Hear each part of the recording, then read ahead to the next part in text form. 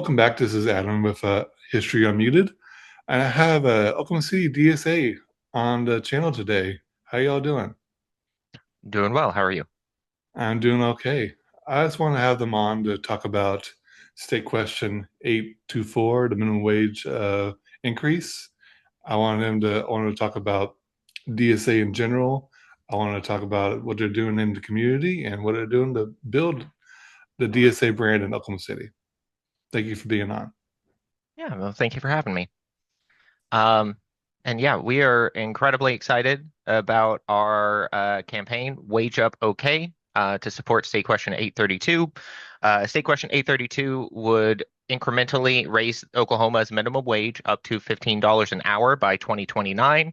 After Mhm. that point, it would then index it to inflation, because 725 is just simply not enough to live on. And in our discussions with people, we found that broadly, your average Oklahoman is supportive. It doesn't really matter about party affiliation, doesn't really even matter all that much about economic position. I think everybody knows that people aren't making enough to make ends meet, and that by those individuals suffering, by those families suffering, that increases the burden on the rest of our society, and that prevents all of us from moving forward.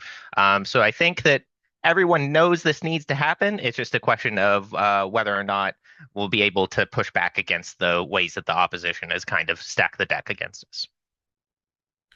Yeah, for sure. Minimum wage in Oklahoma has been 7.25 for almost 20 years. How can you make the case for a change in a state that has been politically untouchable for that long of time? Yeah, so Oklahoma's kind of an odd duck. Obviously, it's very conservative, in most ways, highly Christian, and almost entirely Republican representation, supermajority in both houses of the legislature, just overall dominated by conservative political figures. However, the populace tends to lean less toward conservatism and more towards populism generally. And we see this particularly in our state ballot initiative process.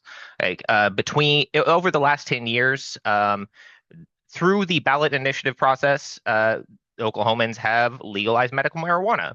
They have passed criminal justice reform for nonviolent offenders, particularly drug offenses, in the wake of the fentanyl crisis. They've passed the Medicaid expansion in 2020 during COVID, like and amongst a huge conservative backlash against like broader social movements within the country. So the people of Oklahoma, on some level, get it, I think, even if the politicians don't, and even if the rhetoric doesn't necessarily reflect that. And we even see, I'm blanking on her last name now, but our Republican labor commissioner has even come out in support of State Question 832 and said, like, the conservative position needs to be that if you're working full time, you can support yourself, because that's what we want. We want people to be working full time. We want people to be contributing to society. So, and especially with such a common sense, incredibly necessary measure like minimum wage, I think that the case makes itself. It's just a matter of whether or not people fall for the propaganda. Yeah, for sure. So, what's like the main opposition you're hearing when you are knocking doors and talking to normal people? So the opposition that we hear from normal Oklahomans, where we hear it, which is pretty infrequently. We tend to run statistically about 70% of people we talk to at the doors are in support. About 20% are unsure, or, oh, I need to take a look at it, whatever. And about 10% are opposed. In that 10%, there are small numbers who say, "Oh, well, I am a business owner. I'm concerned about my bottom line," and who might make some sort of um, logically consistent argument that fits with like the broader conservative narratives around the minimum wage, like particularly up through the 80s and 90s.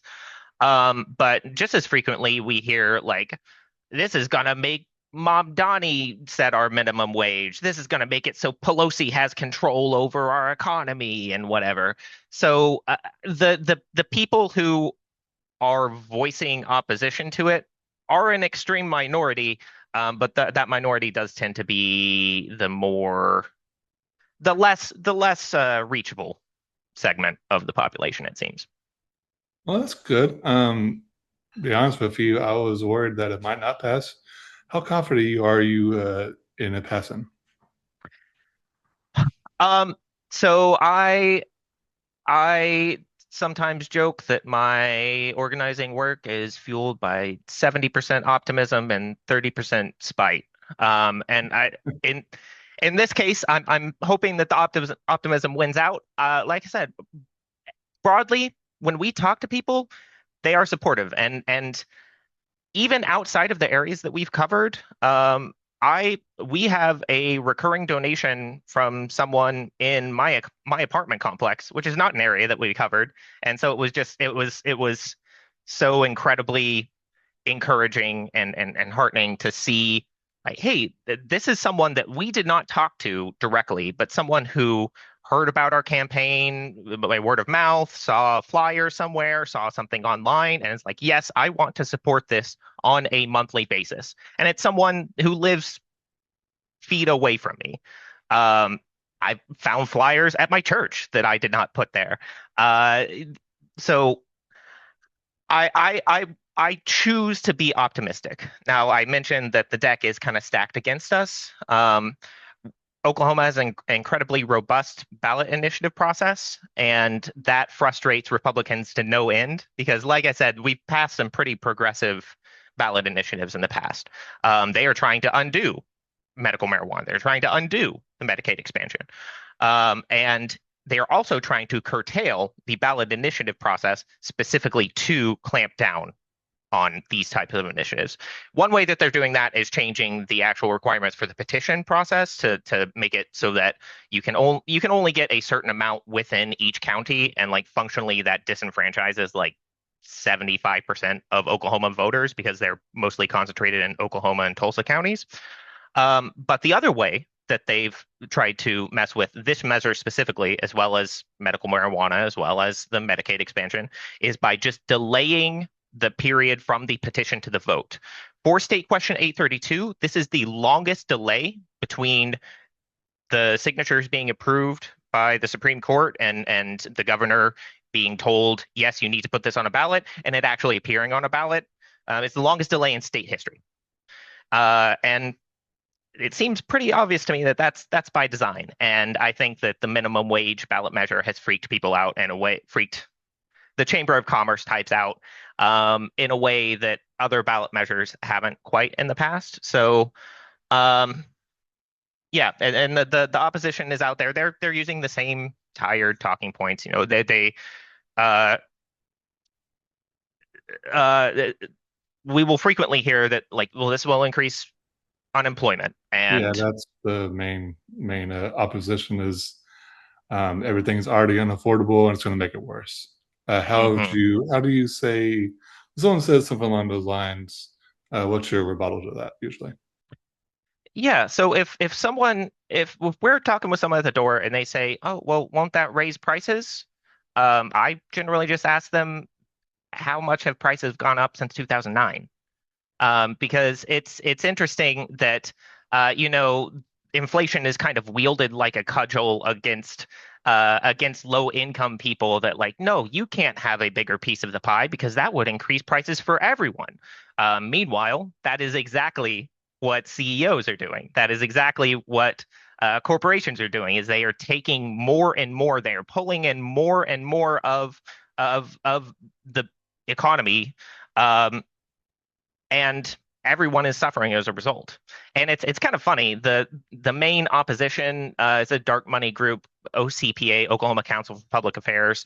Um, they uh, they they've been running little pieces that don't really talk about the minimum wage, but they're just like, socialists are campaigning in support of the minimum wage. Yeah, Socialism. yeah. Uh, and The and big they make us boogeyman. sound right. Yeah. They make us sound so cool in that. They're like democratic socialists are a national organization supported and run by their members who want to decrease corporate power and increase the power of the workers. And it's like, yeah, that Yeah, sounds awesome, much, man. much, yeah. Um, so yeah, just Yeah. and it's Um, funny. Oh, go oh, ahead. go ahead. Sorry. You were saying something? Yeah, so I mentioned OCPA, that think tank group. Dave Bond, like the main media person behind that, uh, he he draws a salary of like 150,000 from that, as well as more from like other 501(c)s that are affiliated with them, because it's all like an ecosystem where they distribute money to That's a lot spend of on money campaigns and already. stuff. Yeah. Um, but the first minimum wage increase, if this were voted in January 1st, 2027, it would go up to $12 an hour, which is like $28,000 or something over the course of a year. Dave Bond received that much as a bonus in 2024. So it's not the common people who oppose this. Yeah. One more objection I've been hearing is yes, the minimum wage is 7.25, but they say that no one's making that anymore. Everyone makes more than that. What's your opposition to that? Well, statistically, that is untrue.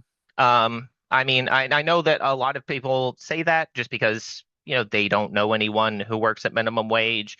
Um, but one, about 300,000 Oklahomans would receive a wage increase as a direct result of State Question 832. And we're a state of 4 million people, so it is a pretty significant chunk. Um, Two, uh, uh, if we look at the data produced by the State Chamber of Commerce, which again is donating to OCPA, they sued to keep State Question 832 off the ballot. Last year, they performed an interim study for the Oklahoma legislature in which their analysis said that an individual without children, would need to be making $21 an hour in order to make ends meet in Oklahoma. I This mean, is yeah, this that, is the opposition's research. yeah. I mean, I want it to be $20 an hour, honestly. Like, but I mean, 15 is a start, honestly. Um, Yeah. so are you guys working with other organizations in your push to for this question? Yeah, so we actually did not do like the main initiative work process, like the petition process. That was a group called Raise the Wage, and it's headed up by actually the same groups that were behind like the Medicaid expansion. So people who have experience running that kind of campaign and doing state ballot work in Oklahoma specifically. Um, where we kind of slot into that, they are a more traditional campaign, like a big 501(c) that's going to be taking in hundreds of thousands of dollars, and they're making big ad spends and all that thing, all that kind of stuff. But where our strategy differs is we focus almost entirely on ground game, on in a prolonged attempt to not just contact people and mobilize them to the polls, but to have ongoing conversations about the state of their community, the challenges they're facing, and potential solutions to those challenges. Do you feel like this minimum wage question is kind of like a gateway for people to be more open to like more left policies? Boy, I hope so. Certainly, I would say that that is the case for people who are already a little leftist curious.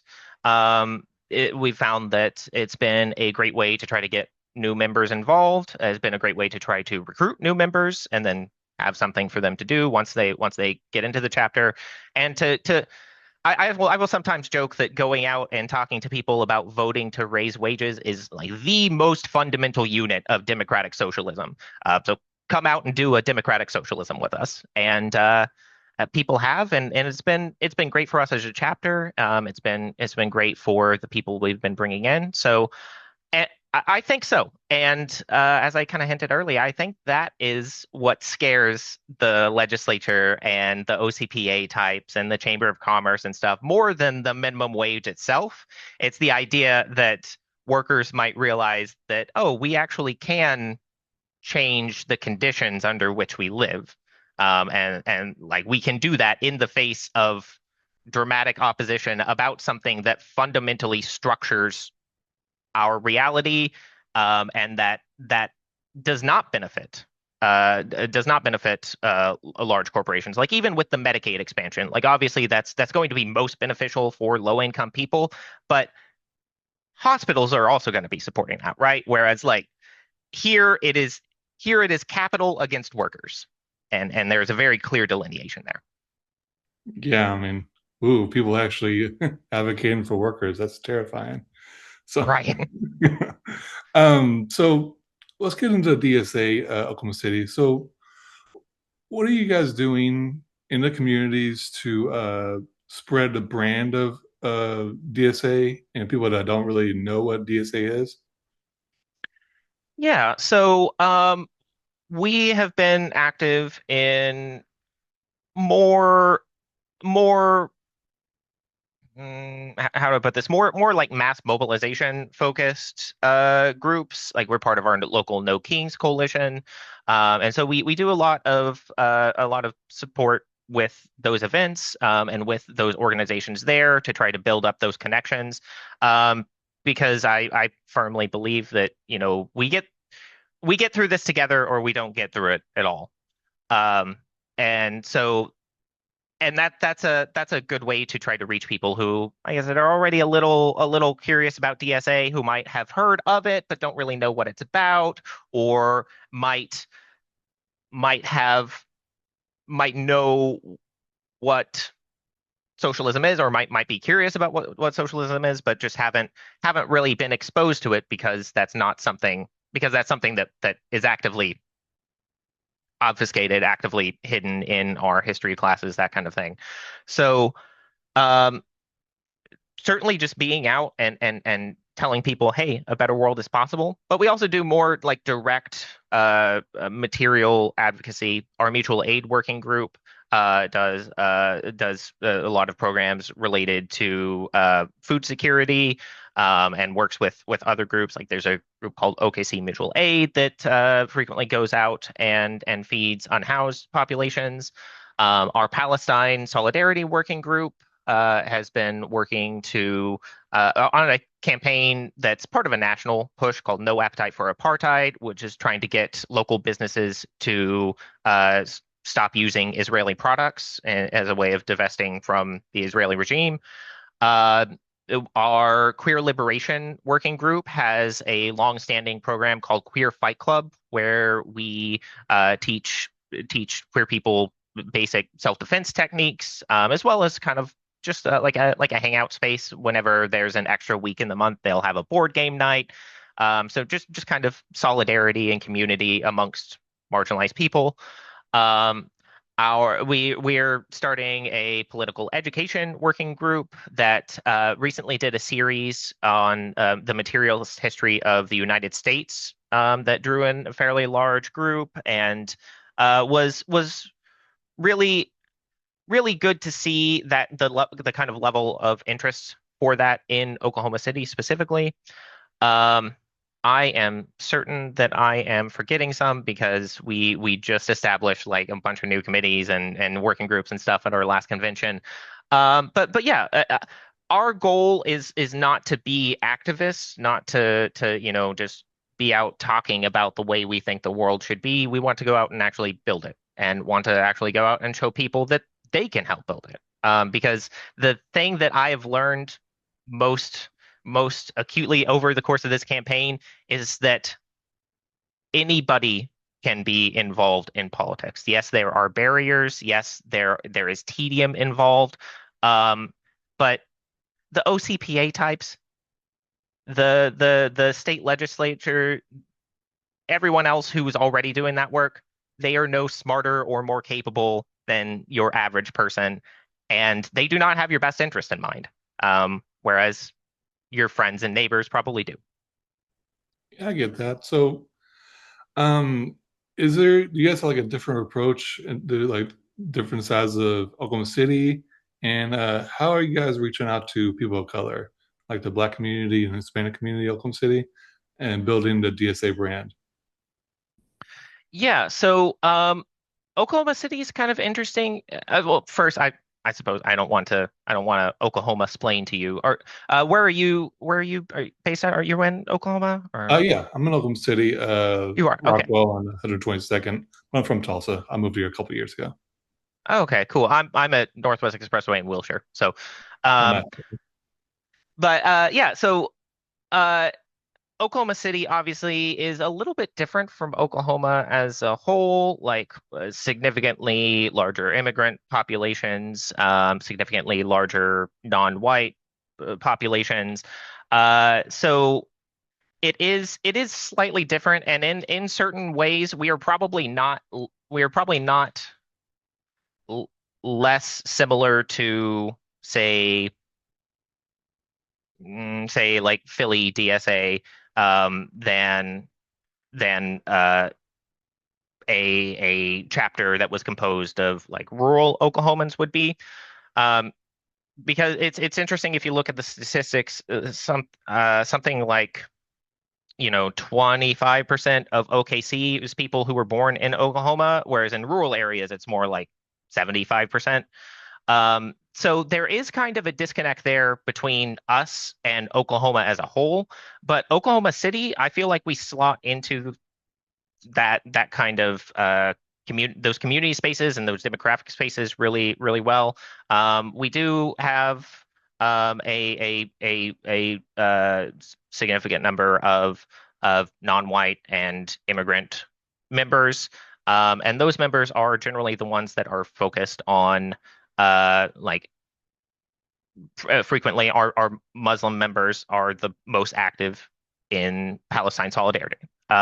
We have an uh, immigrant solidarity working group that is focused on outreach to Hispanic and Latino communities. Um, so that is outreach that we do, and a lot of that is just like making things accessible to non-white, non English speaking people. So for Wage Up OK, we have our literature in Spanish and Vietnamese as well. Um, Nice. yeah. A lot So, of our focus has been building internally, so maybe not as much outreach as we would like, but it's it's all a process, and we've seen a yeah, lot of growth, and we're very happy. that's good. So how do you turn like a one-time volunteer into a member? Like, what's your strategy? So uh, slow, consistent contact. Just letting them know that we appreciate them being there. Making sure that they know, hey, we have more events coming up, and making sure that they know, hey, we we are here doing actual work. And the best way to be involved with that work, the way to make the biggest difference, the way to have the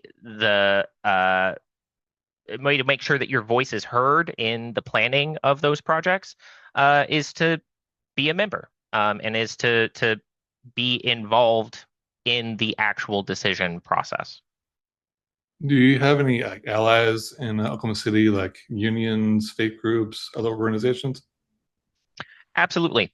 As I mentioned a little bit about our No Kings coalition, and many of those groups are more focused on like the top level mass mobilization stuff, your indivisibles, 5051s, et cetera. But OKC Mutual Aid is also part of that, and they do a lot of very focused on the groundwork with like feeding unhoused communities. Um, in Norman, we there is a group called Red Dirt Collective that does a lot of similar advocacy, particularly for unhoused people. We work pretty closely with them. Uh, and obviously, unions, our Starbucks Workers United, we have a very close relationship with, and we have done a lot of campaign work locally, both before and after National really started making a push to support Starbucks Workers United. Um, we have connections with. I don't want to get too far into it and make an OPSEC concern for our labor people, but I get we do that. have other union connections, and yeah, I think that that kind of coalition building is paramount in actually building effective political power within a community because not everyone is going to want to go and pay 70 somewhere between $70 a year and $25 a month to be a member. They're not going to want to pay dues. Maybe they're already swamped working with another organization and they support the mission, but they just don't want to be a member.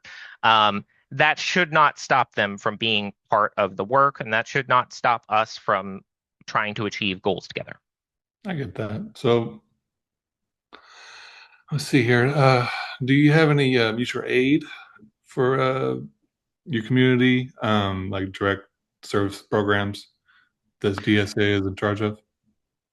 So we have some resource lists. As far as direct programs, it they kind of wax and wane as the capacity for the mutual aid working group does. But we always want to make sure that we are looking for those material opportunities to support the community. Um, Obviously, food is the most immediately noticeable way that that happens, and certainly we've had lots of initiatives that have been in response to a direct need. So, for instance, last year when the government shutdown put SNAP benefits in jeopardy, we had a combination wage up canvas as well as a food drive. We call it Snap Back to Reality to try to get food donations and like have a little organizational fair so that we could not only support those people directly but also make the case that like hey, 1 in 10 Oklahoma workers, people who have jobs, rely on SNAP in order to make ends meet. This should not be the case. They should be able to support themselves if they're working full time. um so yeah, uh and there are more projects that are always in the works. Our local mutual aid working group lead is actually also part of the national mutual aid working group. I would just keep an eye on our website, and I they there will be more direct aid Yeah. opportunities. Speaking of keeping an eye on your website, I see you guys are trying to open up a Norman DSA chapter. Is that correct? That's right. So Can Norman you is tell me a little bit about already Yeah, so Norman is already part of like the geographical area where if you were to pay membership dues, you would default to be an OKC DSA member as opposed to like an at-large member. But obviously it's not an insignificant distance, right? And it is kind of two separate populations. It's slightly different makeup. It's college town. Um, and a different organizational landscape. Like I mentioned, Red Dirt Collective is down there and is doing a lot of work, has laid a lot of the groundwork for many of the things that we are trying to do in Oklahoma City down in Norman. So yeah, we're establishing a Norman branch is just a way for us to have more opportunities for our Norman members to do be involved with activities that are close to them. They don't have to drive half an hour or more. And in doing so, hopefully make it easier to recruit and retain people. Okay, so how connected is this chapter to the national organization, and how's it connected to Tulsa's DSA? So we are chartered like as a part of the national organization. We do have to comply with their bylaws and everything. Um, but we are largely autonomous. So like the big thing is the big things, obviously we can't be going around supporting capitalism. And there are other things that have been voted on as national resolutions. For instance, there was an anti-Zionist resolution at the last convention in 2025. So we cannot support Zionism, and there are ways that is defined in bylaws. But if we want to take on a project, we have pretty broad discretion in whether we do that and in how we do that. National is more there for resources. So with Wage Up, we had a couple of small training sessions like, well, this is how you look at a turf and this is what you want to do when you knock doors kind of thing. But local first. And I think that's the way it should be because, like I said, even between OKC and Norman, like the populations are different. Who you're going to be speaking to and how you reach those communities is going to be at least slightly different. So, Yeah, and that, that as far as go. Tulsa DSA, it's the same thing. They are their own entity, but we do work together fairly closely. We're siblings, you might say. One band, one sound, and I want to say that right now they're still in the pre-organizing committee phase, so they haven't like officially chartered, but we're really excited that they're here and want to do whatever we can to try to support them. So we are in Oklahoma, it's a super Republican state. How does that shape your like campaigning and your strategy when you're talking to people? Yeah, so for I, I I think that with any campaign, it's just keeping the main thing the main thing. What we see with OCPA and with pretty much anyone who tries to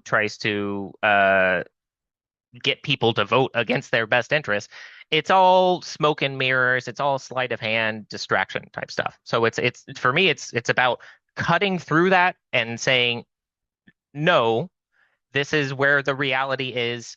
There is a very simple fix. We need to take that fix.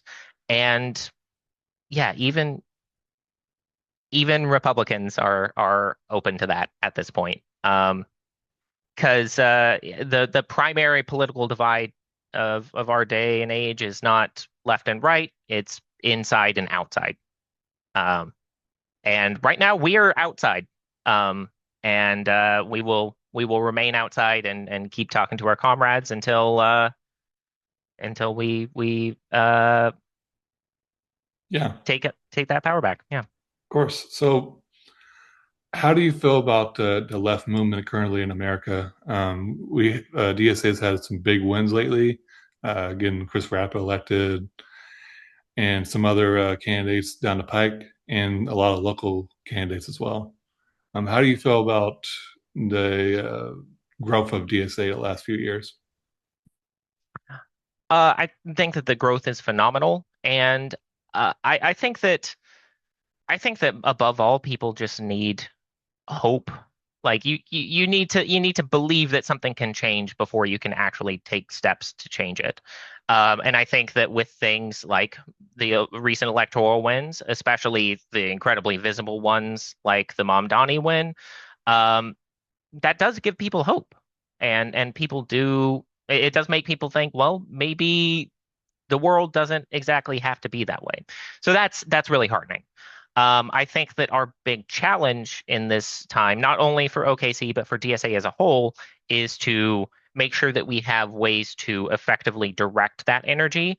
And that's something that I think the Mamdani campaign has actually been really good about. There's a lot of internal discussion about DSA. You put five socialists in a room, you're going to come out with 15 different opinions. Uh, but personally, I think that what the Mamdani campaign has been really successful in is not only winning and not only connecting with people, but setting very clear goals, like very clear policy initiatives, and then going out and achieving them. Like they have achieving guaranteed universal child care for two, even just for 2 years, before it's renewed and then like the legislature has to get back involved again. that is momentous. Like that, I sometimes see people deriding that, like, oh, they only won it for 2 years and we had to endorse Hochul. But at the same time, like that is a difference of tens of thousands of dollars for thousands of working class families. Um, so so yeah, just keeping up the momentum, and making sure that we don't waste the moment. Of course. Do you think Mayor Zoran is doing a lot of groundwork for the leftist movement in America because he's doing such a great job as mayor? I think he's probably the best politician in America currently, my opinion. I I think so. Yeah. I definitely think that he is laying that groundwork, is doing a really good job of just being there with a winning smile and being like, "Oh, no, I'm a socialist and I just want your roads to work. I just want your family to be safe." So that's great because so much of what we are fighting against is just propaganda and just socialism bad. And we see this pop up in the wildest of places, like with the child marriage ban that recently passed. You know, it unanimously passed the Senate, the Oklahoma Senate, but the Oklahoma State House, a bunch of Republicans were speaking up against it, and one of them, what's his name, Humphrey, I think, uh, in speaking about an anti-child marriage bill, he's like, you know what socialism is? When the government tells you what you're gonna do. And I'm not gonna let the government tell me what I'm gonna do with my family. And another case of the conservatives Yeah. doing our PR for us. But Mhm. yeah, it really, I think, yeah, Mom Donnie's been great about countering that narrative.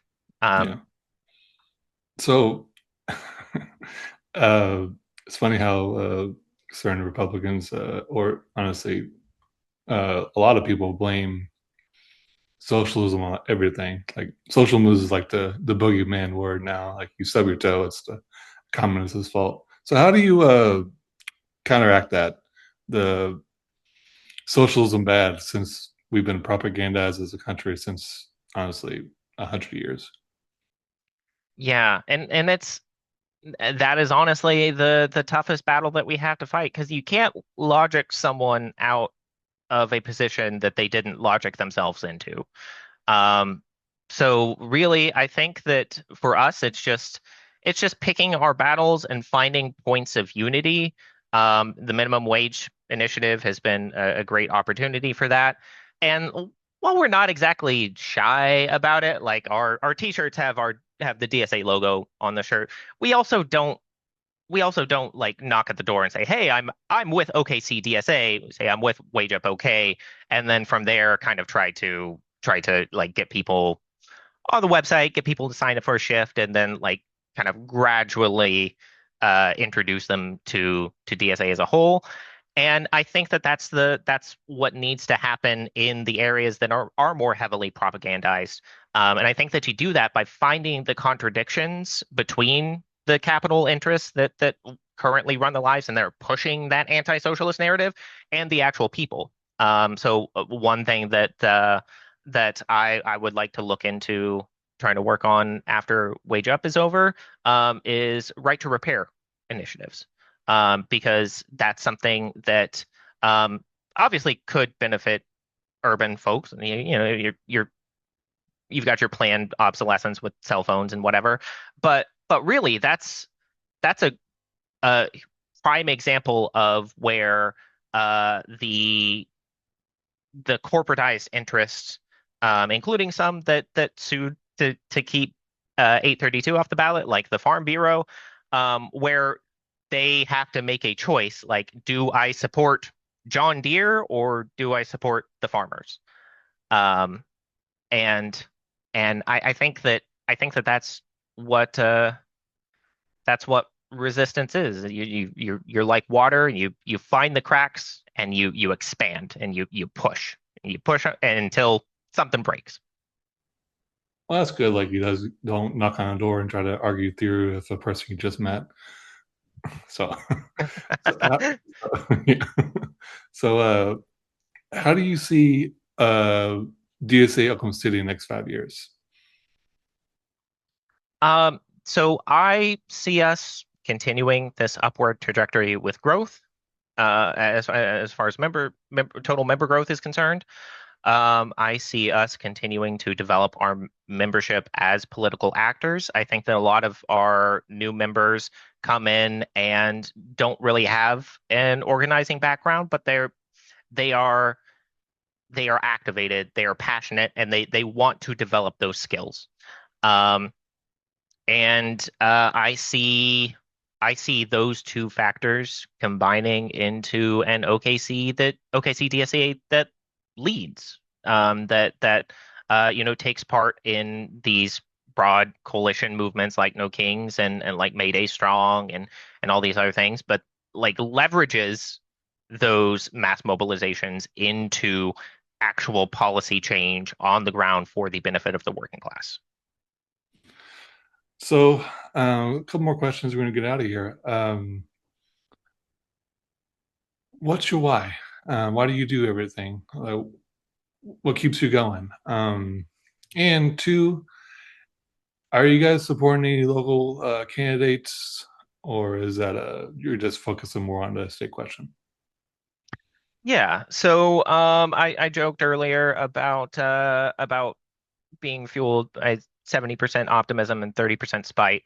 Then that is to a certain extent true. I think that faith is not something that you just have or you don't. It's an active choice.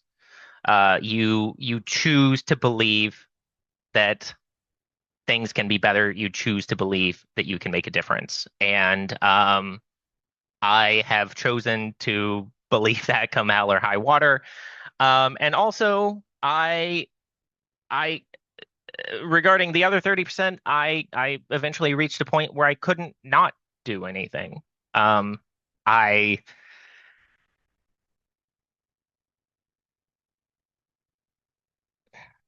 throughout especially the first Trump administration and through COVID, and like many people, I lost friends and loved ones,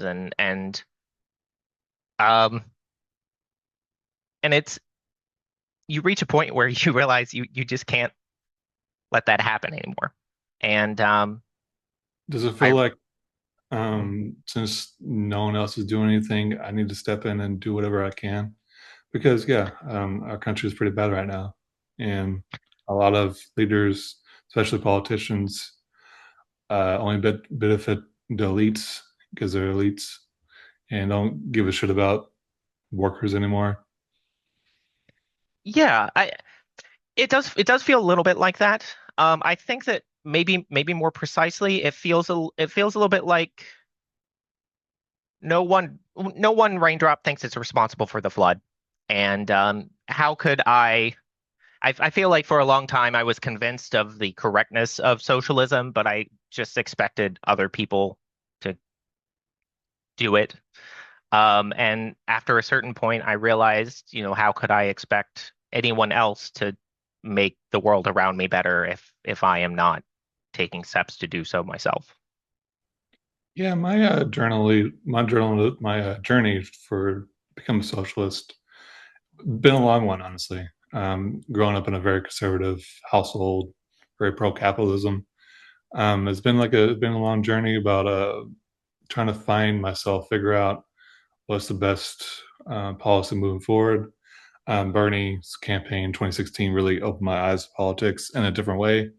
I mean, Trump kind of did as well. I was like, well, I don't want him to win, so let me look at other candidates. And I was really a big fan of Hillary before I really started paying attention. And I was like, oh, Bernie's fine. This guy from doesn't comb his hair and talks about people. It's all pretty nice. But I came to the realization that if capitalism is allowed to flourish, it'll always win. Like we have a lot of workers movements in the 40s, 50s, 60s. Then the worst president. Honestly, Ronald Reagan got elected and completely destroyed our country, and the left has been trying to gain gain gain a foothold in the last 40 years. So I think that's kind of my realization is like if if this endless cycle of capitalism winning, then I think we need to do something else. Yeah. Yeah. And the capitalists will happily drive us all off the cliff if the line goes up even slightly faster. Yeah. Um, yeah.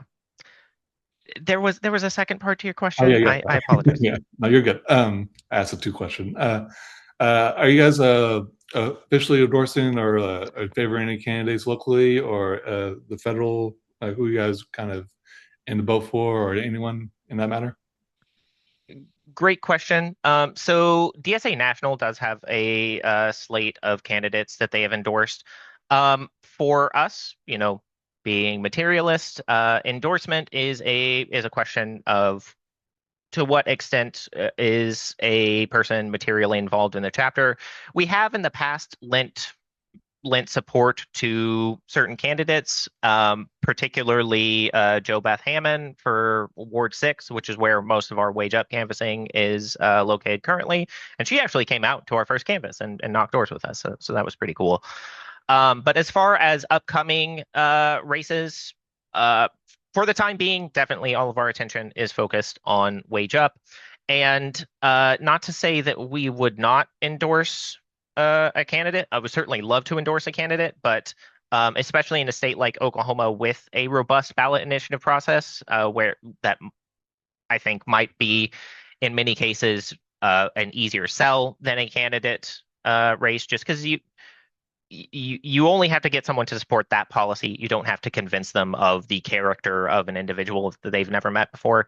Um, I do think that most of our focus will continue to be on ballot processes. But I think that in looking at endorsements, one, we just want to make sure that they are materially supporting the chapter.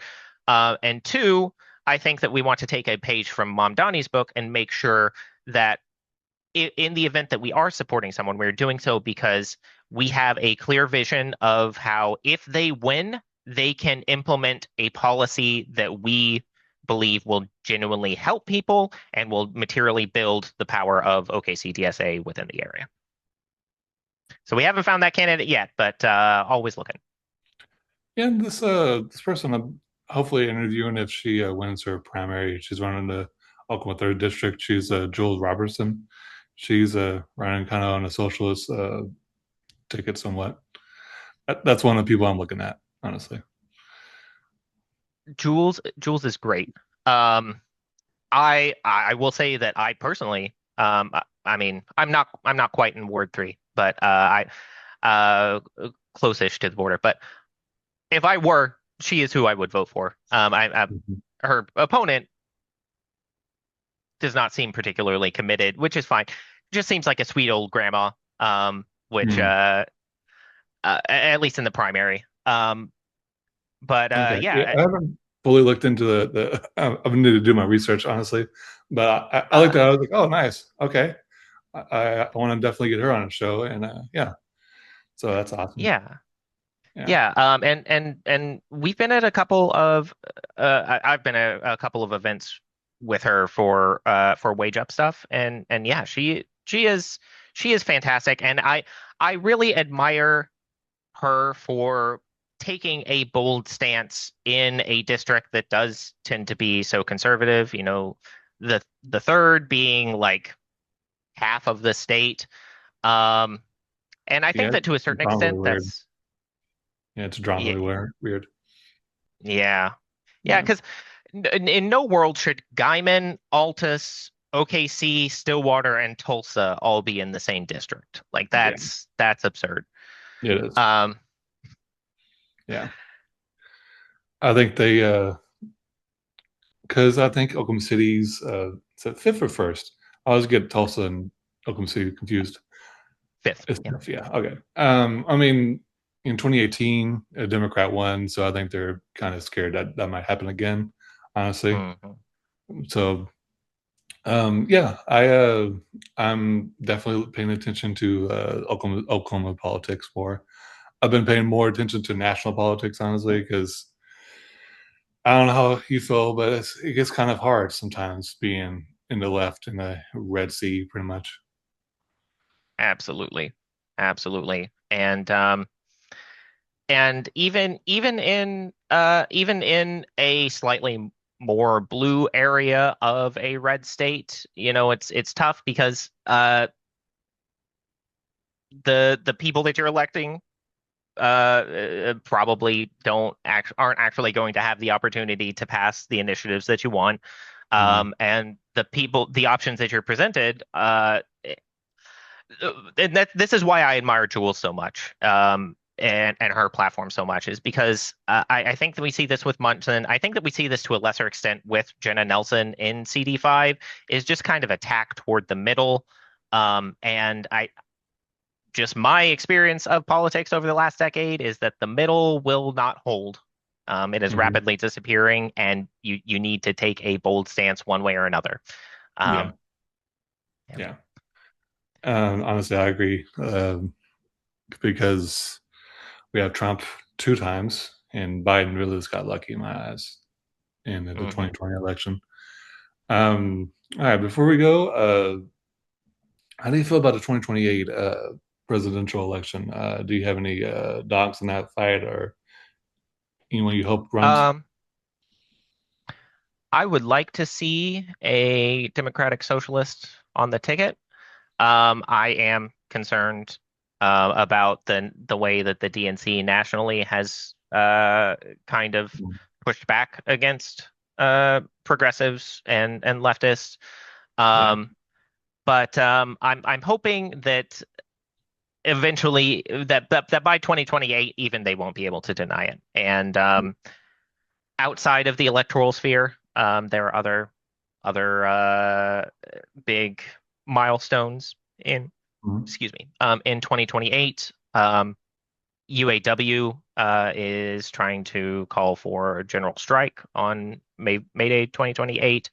Nice. And yeah, I hope that with the opposition ideally reaching a fever pitch at that point, hopefully we can not only push back against the neo-fascists that have gutted any institution that might have acted as a guardrail, but Mhm. we can actually take a step forward instead of just trying to wind the clock back.